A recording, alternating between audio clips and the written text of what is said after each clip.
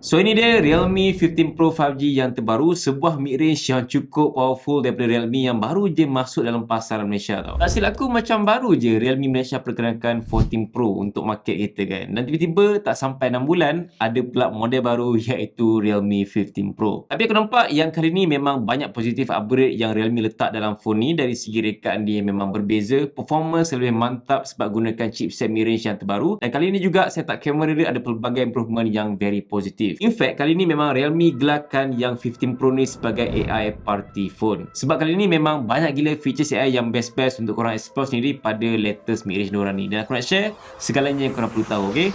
Let's talk about it.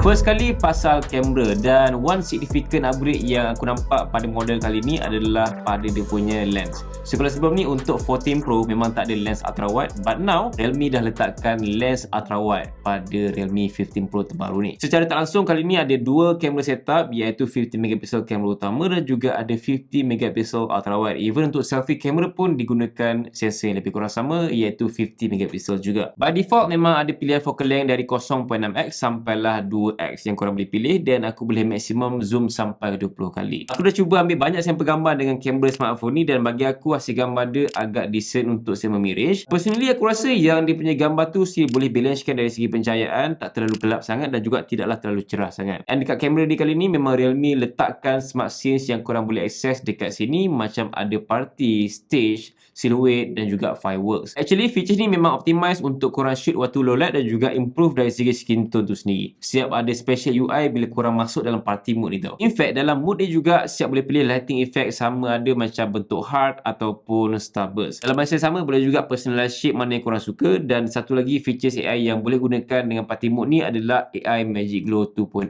So korang boleh tengok dekat bahagian kamera ni sebenarnya ada dual flashlight yang boleh jadi lighting tambahan lagi-lagi bila shoot dekat situasi low light. Siap boleh adjust lagi dari segi dia punya color temperature dan juga brightness nak terang mana. Aku dah cuba ambil gambar gunakan features ni dan agak menarik juga sebab dia punya dual flashlight ni akan retain skin tone kita lagi-lagi bila gambar dekat tempat yang banyak lampu warna-warni macam ni. Untuk rakaman video pula memang Realme 15 Pro ni dia support sehingga 4K 60fps untuk kedua-dua lens dia, which is a very good move. Sebab biasanya untuk mid-range ni memang kita akan jumpa bahawa dia akan support sama ada 4K 30 ataupun 4K 60 untuk main kamera saja. But untuk yang Realme 15 Pro ni dua-dua kamera dia depan belakang boleh support sehingga 4K 60. Tak kisahlah korang selfie video ke ataupun main kamera video dia. That's why aku rasa yang Realme 15 Pro ni sesuai jugalah untuk korang nak buat bagi tujuan vlogging pada sebuah phone mid-range untuk dapatkan selfie video yang bagus dan juga main video yang bagus dengan 4K 60fps. Korang boleh tengok sendiri hasil video yang aku dah rakam menggunakan kamera phone ni. Memang okey lah untuk segmen dia. Cukup pasal kamera. Now untuk features AI yang ada pada smartphone ni boleh katakan memang banyak gila untuk korang nak explore sendiri dan juga menarik untuk korang cuba. Sebab aku rasa kalau biasanya kita nak edit gambar memang kita nak kena access banyak benda kan, nak kena buat filter lah apa semua, memang agak leceh.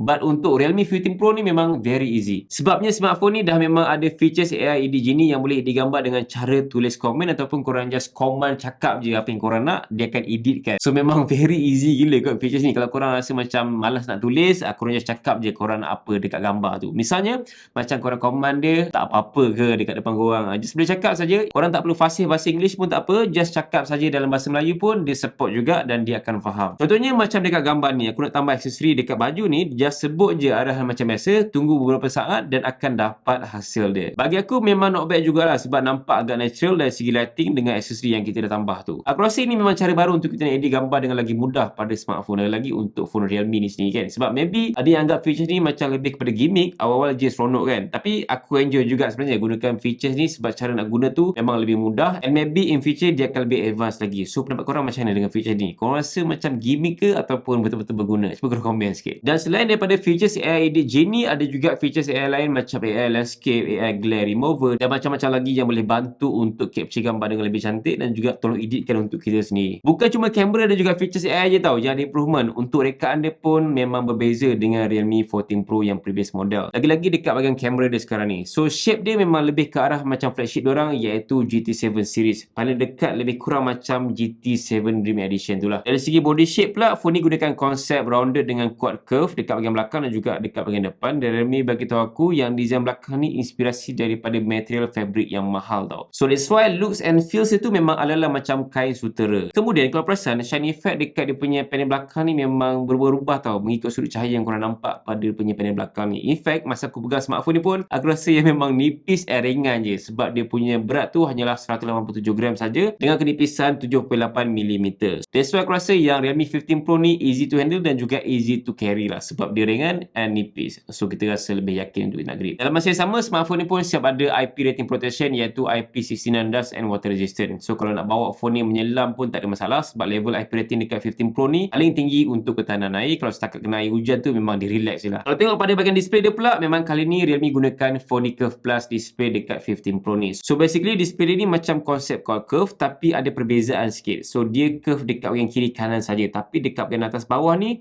dia dah kurangkan sikit dari segi curve screen tu. Manakala untuk panel display pula, Realme 15 Pro menggunakan panel jenis AMOLED yang besar 6.8 inci dengan refresh rate 144Hz. Yes, memang numbers dia agak besar kat sini dan personally bagi aku, viewing experience dekat smartphone ni memang dah cukup puas untuk layar entertainment sebab bezel dia memang agak nipis dan simetri dekat semua bahagian tu. Untuk dia punya kecerahan pula, memang smartphone ni support sehingga 6500 nits brightness, memang sangat-sangat cerah. Yes, kalau perasan nits brightness dekat phone Realme ni macam GT7 pun memang tinggi gila kan. So setakat nak view screen dia dekat outdoor macam ni memang tak ada masalah langsung. Boleh on je extra brightness dekat sini. And by the way, Realme 15 Pro ni memang dah siap dengan ada protection pada display dia iaitu Corning Gorilla Glass. So kalau setakat macam jatuh biasa tu mungkin dia cala-cala manja lah. Tapi kalau jatuh tu teruk sangat, korang faham-faham lah kan. Dia depends pada jatuh macam mana. So kalau jatuh biasa aku rasa tak ada masalah pun pada smartphone ni. Now untuk performance pula, memang Realme gunakan chip yang paling powerful dalam segmen mid-range iaitu Qualcomm Snapdragon 7 Gen 4 yang paling latest. Aku ada test juga buat tu benchmark dan result dia memang steady je, boleh capai skor 1 million. Dan aku rasa ini skor paling tinggi tau dalam segmen mid-range actually. Dan untuk pasaran Malaysia memang ada dua varian iaitu 12GB RAM dan juga 256 ataupun satu lagi adalah 512GB storage. RAM yang sama cuma storage yang berbeza. Untuk overall performance dia boleh katakan yang smartphone ni boleh handle multitask, scroll media sosial memang smooth, edit video tu memang ok steady je, gaming ke memang tak ada masalah ataupun tak ada sebarang isu hang ataupun lagging. Lagi-lagi Realme 15 Pro ni dia ada features AI multitask ke untuk memudahkan kerja kita ataupun produktiviti kita menggunakan smartphone ni sendiri. Dan cara features ni berfungsi adalah AI tu akan optimizekan dengan penggunaan memory phone tu. So AI akan utamakan apps apa yang korang selalu gunakan dan hasilnya boleh dibuka dengan lebih cepat tanpa korbankan apps yang lain. Kalau pasal performance ni aku rasa tak salah kalau tak bercakap pasal gaming kan. Sebabnya smartphone ni memang ada vapor chamber yang agak besar untuk control dari segi heat management supaya tak panas sangat body dia masa main game dan juga FPS boleh maintain tinggi juga tau actually. Selain tu ada juga features gaming macam GT Boost untuk optimize antara performance dengan power supaya lebih balance. Sebab itulah sekarang ni korang perasan yang banyak phone Realme jadi official gaming phone dalam tournament yang besar macam Realme 14 series sebelum ni kan. Aku boleh katakan yang performance wise pada Realme 15 Pro ni memang dah cukup bagus pada segmen mid-range dengan chip yang cukup hebat daripada Qualcomm juga dan boleh handle segala task yang kita nak lakukan, misalnya nak buat kerja, nak main game, ambil gambar, video dan sebagainya. Memang Realme 15 Pro boleh handle semua tu. Just one more thing yang aku macam agak susah nak percaya dengan Realme 15 Pro ni adalah dia punya capacity battery. Macam tak masuk akal kan.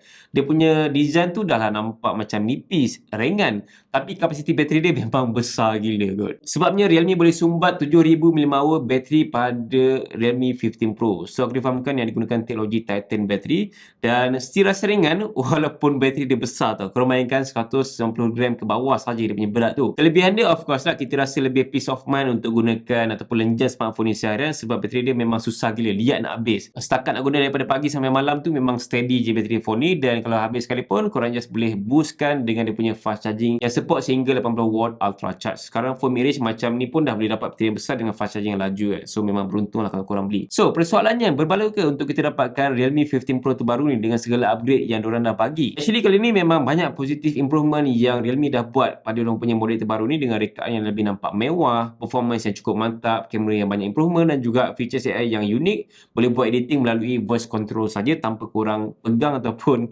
tanpa korang pening-pening nak buat apa kan. Just cakap je apa yang korang nak. So dia akan bantu korang untuk buat photo editing tu sendiri. Untuk harga jualan dekat market Malaysia pula, starting price dia adalah 1799 untuk yang varian rendah dan satu lagi yang varian paling tinggi sekali 2099. Dan bagi aku harga dia dah memang ngam untuk specs dan juga kebolehan yang Realme dah offer pada 15 Pro ni. So korang boleh decide sama ada 15 Pro ni sesuai untuk korang ataupun sebaliknya. Okay, kalau ada sebarang persoalan just komen saja dekat bawah ni dan terima kasih kerana menonton.